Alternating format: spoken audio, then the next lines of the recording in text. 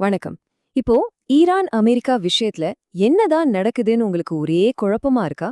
ஒரு பக்கம் பார்த்தா அதிபர் ட்ரம்ப் போர் முடிஞ்சிடுச்சுன்னு சொல்றாரு. ஆனா இன்னொரு பக்கம் அமெரிக்க கடற்படை ஈரானை சுத்தி வளைச்சு முற்றுகைய போட்டிருக்கு. இந்த முன்னுக்கு பின் முரணான விஷயங்களுக்கு பின்னாடி உண்மையில என்னதான் நடக்குது? வாங்க இத பத்தி கொஞ்சம் விரிவாக பார்க்கலாம். சமீபமா வர நியூஸ் எல்லாம் பார்க்கும்போது நம்ம எல்லாருக்கும் ஒரே ஒரு முக்கியமான கேள்விதான் வருது. ஈரானோட போர் உண்மையிலே முடிஞ்சிடுச்சா? அமெரிக்கா கிட்ட வர செய்திகள் ஒண்ணுக்கொண்ணு சம்பந்தமே இல்லாம இருக்கு. அதனால உண்மை என்னங்கிறது ஒரு பெரிய புதிராவே இருக்கு. வாங்க அந்த புதிரை அவிழ்க்க முயற்சி பண்ணுவோம்.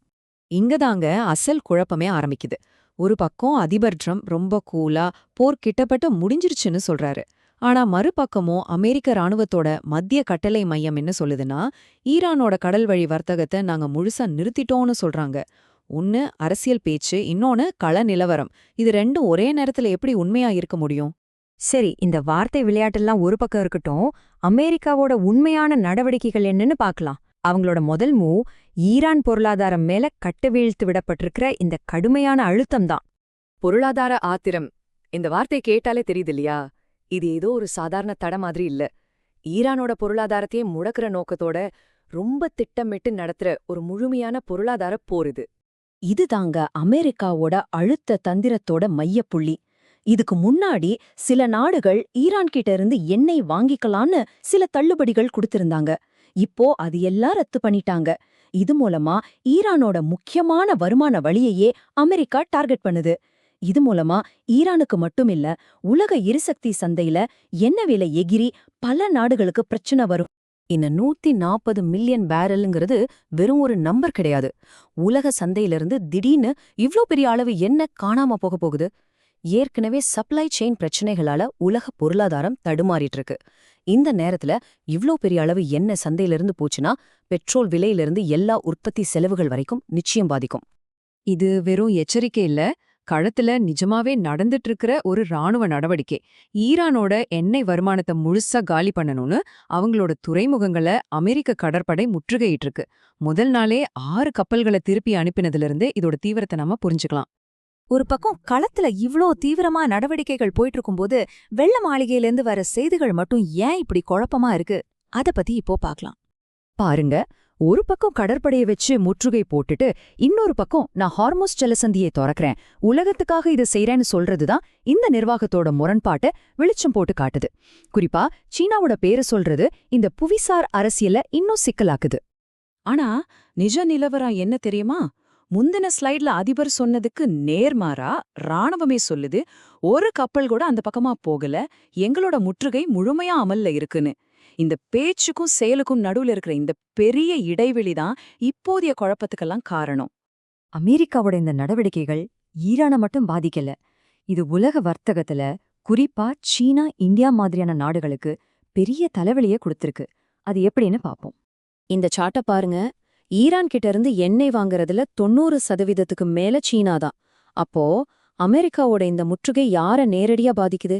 ஈரானை விட சீனாவை தான் இது ஒரு நேரடி பொருளாதார தாக்குதலா பாதிக்குது. இதிலிருந்து தான் இந்த நெருக்கடியில சீனாவோட முக்கியத்துவத்தை நம்ம புரிஞ்சுக்க முடியுது.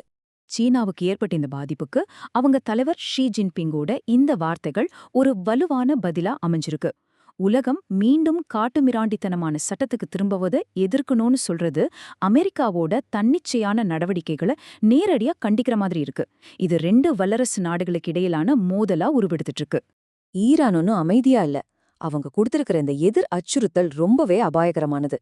பாரசீக வளைகுடா, செங்கடல் பகுதிகள் எல்லாம் உலகத்தோட மிக முக்கியமான கடல் வர்த்தக வழிகள். அங்க வர்த்தகத்தை நிறுத்தினா அது உலக பொருளாதாரத்தையே ஸ்தம்பிக்க வச்சிடும். இது இந்த நெருக்கடிய ஒரு புதிய அபாயகரமான கட்டத்துக்கு கொண்டு போகும். சரி, இப்போ இந்த நெருக்கடியில சிக்கியிருக்கிற அமெரிக்காவோட ஒரு முக்கியமான கூட்டாளியான இந்தியாவோட நிலைமைய பார்க்கலாம். இந்த 40 நிமிஷ ஃபோன் கால் இந்தியா எவ்ளோ பெரிய இக்கட்டான சூழல்ல இருக்குன்னு காட்டுது. இந்தியாவோட எரிசக்தி பாதுகாப்புக்கு ஹார்மோஸ் ஜலசந்தி ரொம்ப முக்கியம். ஆனா அதே நேரத்துல அமெரிக்காவும் ஒரு முக்கியமான பார்ட்னர்.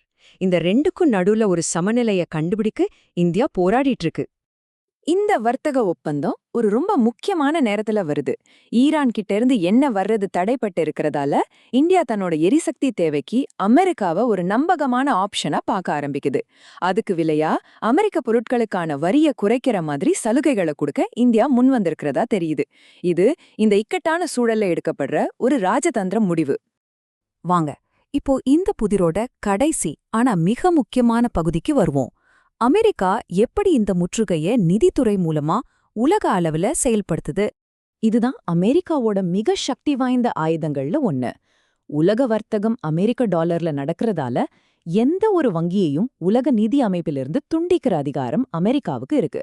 இப்போ சீனா, ஐக்கிய அரபு அமீரகத்துல இருக்கிற வங்கிக்கே இந்த எச்சரிக்கையை கொடுத்திருக்காங்கன்னா அவங்க இந்த தடைகளை எவ்வளவு தீவிரமா செயல்படுத்துவாங்கன்னு பாத்துக்கோங்க. இரண்டாம் நிலை தடைகள்னா என்னன்னு குழப்பிக்க வேண்டாம். சிம்பிளா சொல்லணும்னா, ஏன் எதிரியோட நீ வியாபாரம் செஞ்சா நீயும் என் எதிரிதாங்கிறது தான் இதோட அடிப்படை.